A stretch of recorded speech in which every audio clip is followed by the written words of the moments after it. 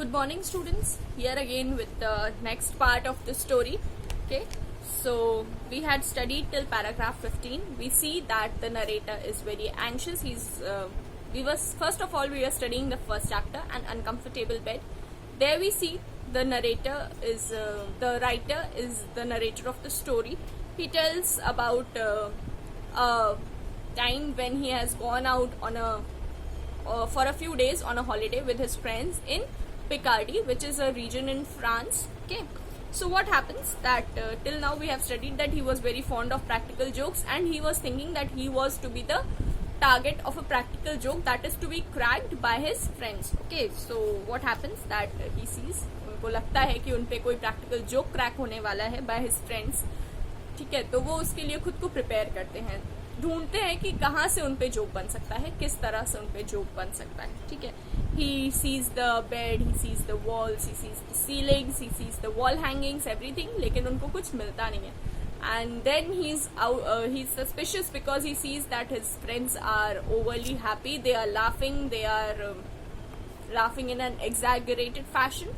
They are laughing more than it is required. They are just peeping through his door's keyhole. They are moving around his room when he has gone to sleep in his room. So all these are the factors which make him more suspicious that he is going to be the target of a practical joke, right? So he goes to sleep, he checks his bed, he checks the curtains, everything, but he does not find anything. But he is afraid to sleep on the bed, so he pulls the mattress. वो mattress जो गद्दा रहता है उसको खींच लेते हैं जमीन पे, and उस गद्दे को जमीन पे बिछा देते हैं in front of the door. ठीक है, जिसकी वजह से क्या होता है कि वो गद्दे के साथ साथ गद्दे के जो ऊपर के चादर वगैरह, गद्दे के साथ जो बेडशीट रहती है, जो ओढ़ने वाला चादर रहता है या ब्लैंकेट रहता है, वो सब भी उनके साथ जमीन पे आते हैं. वो खींचते हैं जब गद्दा, तो गद्दे के साथ साथ वो सारी चीजें भी नीचे आ जाती हैं. फिर वो अच्छे से अपना बेड बिछाते हैं, सारे कैंडल्स जो हैं वो सब एक्सटिंग्विश करते हैं, बुझा देते हैं. And then he is going to sleep. So he remains awake for 1 hour after that, after going to bed, because he is not able to sleep. Even the slightest sound makes him awake.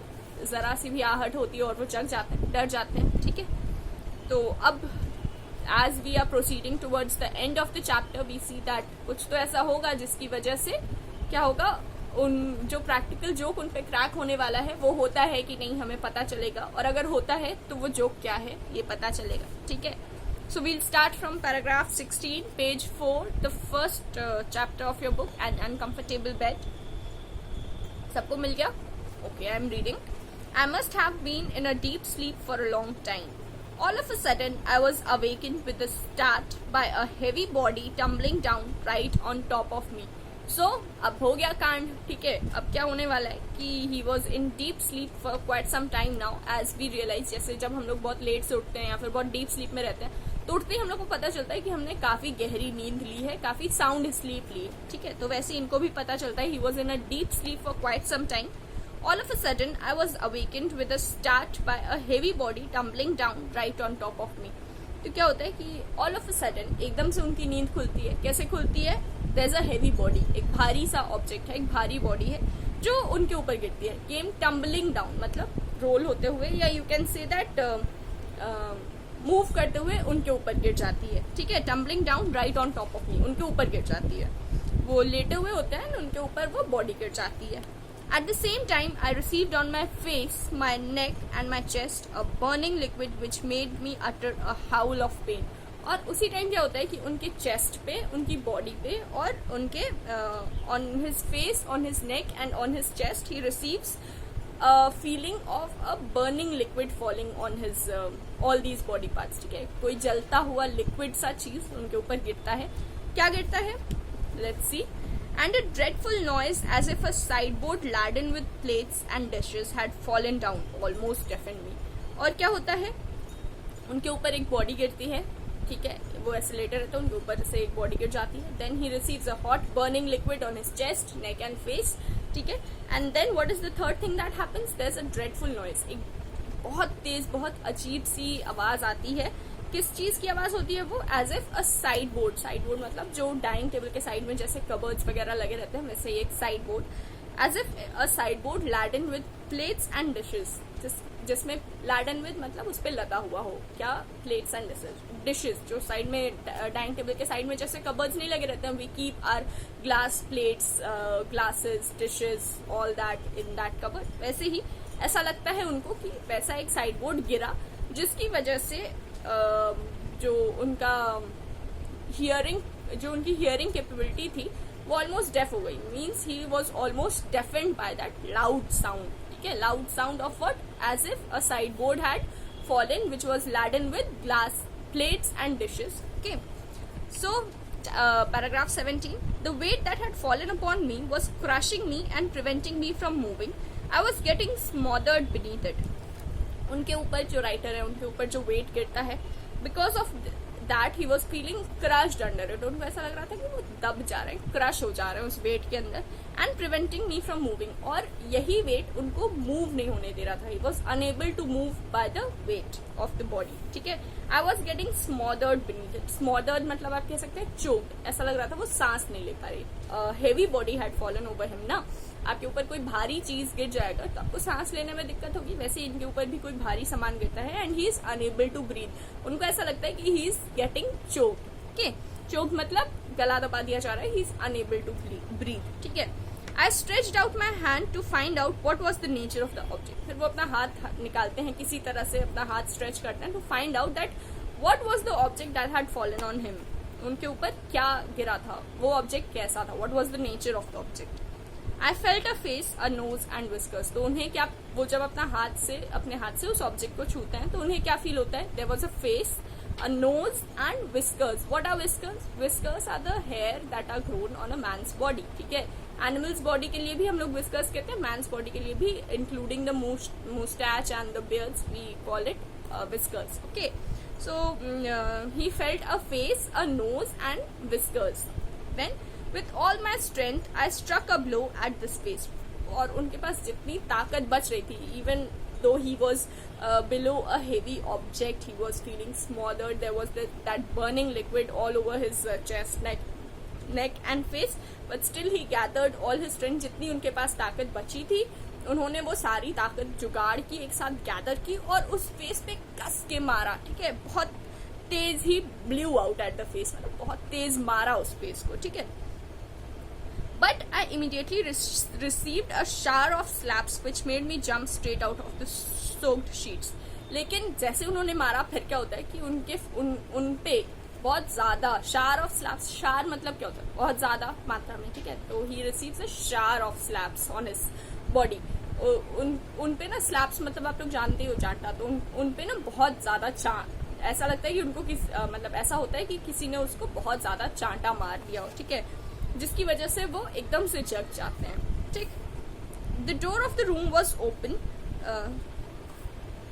The door of the room was open. I rushed into the corridor in my night shirt. फिर क्या होता है, उनके room का door खुला हुआ होता है तो वो क्या करते हैं, उस खुले हुए डोर से वो भागने लगते हैं. कहाँ भागने लगते हैं, कॉरिडोर में, रूम के बाहर जो कॉरिडोर था, जो जगह थी, वहां पे वो भागने लगते हैं इन हिज नाइट शर्ट, ठीक है, मतलब रात में जो नाइट सूट जो भी वो पहन के सोए हुए होते हैं, उसी में वो भाग के कॉरिडोर पे चले जाते हैं. And then he is afraid because he has received all of a sudden so many slaps, so many showers of slaps, and he has been burnt. He feels burnt with the hot liquid that has been poured upon him. It's not that it has intentionally been poured upon him. ऐसा नहीं है कि उन पे जानबूझ के गरम liquid या जो भी था वो गिरा दिया गया. That was some kind of a practical joke that was happening with him, right? We all know that since the beginning of the chapter we have been talking of a practical joke. तो अब क्या हुआ, अब वो practical joke हो जाता है इस नरेटर के साथ. क्या क्या होता है, सबसे पहली चीज क्या होती है, उन पे कोई भारी सा ऑब्जेक्ट आके गिरता है, heavy object came tumbling down right over him, ठीक है. Then what happens, there is this hot burning liquid, कोई एक ऐसी लिक्विड चीज जो उनके चेस्ट पे, उनके नेक पे और उनके फेस पे गिरती है, ठीक है, एकदम बर्निंग टाइप की, एकदम गरम एकदम बर्निंग, ठीक है, बर्निंग हॉट, ठीक है. फिर उसके अलावा क्या होता है, थर्ड चीज क्या होती है कि he feels that there is a sound of a sideboard मतलब वो कबर्ड टाइप की जगह जहाँ पे प्लेट्स, ग्लासेस, डिशेस ये सब रखे रहते हैं डाइनिंग टेबल के बगल में, ठीक है. तो वैसा कोई एक साइड बोर्ड गिर जाता है and he feels that the side board was Laden with plates and dishes, जिसकी वजह से जो आवाज होती है वो बहुत ज्यादा तेज आवाज होती है, एकदम डेफनिंग टाइप की. ऐसा लगता है कि उनके कान के पर्दे फट गए, ही बिकेम डेफ, ठीक है, इतनी तेज आवाज होती है. So now we know that the practical joke has happened. Now we will come to know in the next 2 or 3 paragraphs that are left. In the next 3 paragraphs you will come to know that what has actually happened. ये सब हुआ तो हुआ, लेकिन क्यों हुआ and what was the joke behind it, ठीक है. So we have studied till here. The next part 18, 19 and 20 will be completing tomorrow. It will be easy to complete these 3 paragraphs because 19 and 20 are just small paragraphs and 18 is okay. So we'll be completing these 3 paragraphs tomorrow, okay, and then I'll be telling you the summary of this story, and after that we'll be doing the question answers and dictation words and all. I hope all of you have got your books. If not yet, then get it. And students, one more thing, I will be dictating the dictation words. So if you do not have the book, you are not able to mark the dictation words, then ask for those words from your friends, okay. Ask them to send you the words so that you can write it in your rough copy or somewhere, and you can keep learning it. Dictation words you do not have to write in your copies, okay. Dictation words copies में नहीं लिखने हैं. In the copies you only have to write the word meanings and the question answers, fine, in your fair copy. And dictation words, if you want, you can write it in your rough copy or mark it in your book, whatever you feel like. But be sure that you learn those words. You keep learning those words, because as soon as the school will open, there will be lots of copy corrections and checking, and the exams will already be on your head. So keep preparing, keep studying, students. Okay, don't miss your studies. Have a good day. Thank you, students.